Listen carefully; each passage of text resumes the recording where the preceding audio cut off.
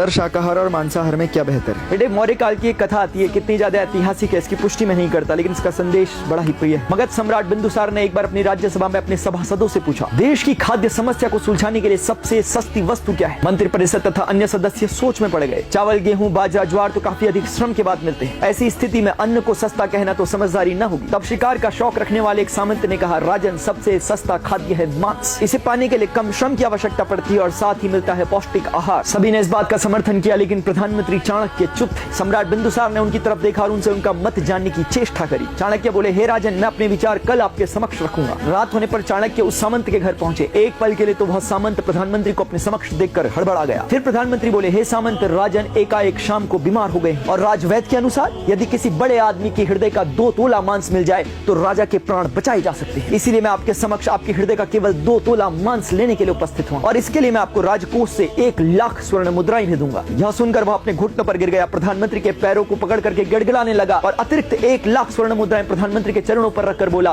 कृपया कर आप किसी अन्य सामंत के 2 तोले हृदय का मांस इससे खरीद ले। इसी प्रकार प्रधानमंत्री पूरी रात बारी बारी से प्रत्येक सामंत से मिले, लेकिन स्वाभाविक रूप से किसी के भी 2 तोले हृदय का मांस उन्हें न मिल पाया। अभी तो बदले में किसी सामंत ने 1, 2 तो किसी ने 5 लाख स्वर्ण मुद्राएं दी। इस प्रकार लगभग 2 करोड़ स्वर्ण मुद्राओं का संग्रह कर अगले दिन सूर्योदय के समय राजा के समक्ष चाणक्य प्रकट हुए। सम्राट ने पूछा, यह सब क्या है आचार्य? प्रधानमंत्री बोले, हे राजन, यह केवल 2 तोला मांस खरीदने के लिए इकट्ठी की गई धनराशि है और विडंबना तो यह है कि यह भी अपर्याप्त है। अब आप स्वयं ही विचार करें कि मांस कितना सस्ता है। हे राजन, जीवन अमूल्य है। हम ये न भूलें, जिस प्रकार हमें अपना जीवन प्यारा है उसी प्रकार से जगत के प्रत्येक प्राणी को अपने जीवन से प्यार है, लेकिन फर्क इतना है कि वह अपनी और अपनों की हत्या का मुकदमा दर्ज नहीं कर सकता और मनुष्य अपने प्राण बचाने के लिए हर प्रकार के संभव प्रयास करता है। साम, दाम, दंड, भेद, हर नीति का प्रयोग करता है। पशु बोल नहीं सकते, अपनी व्यथा को हमें बता नहीं सकते, तो क्या यह कारण पर्याप्त है उनकी हत्या कर देने का? अब मैं आपसे पूछता हूँ, यदि उस जीव को जीवन देने की क्षमता आप में नहीं तो उसके जीवन को छीनने का अधिकार आपको किसने दिया?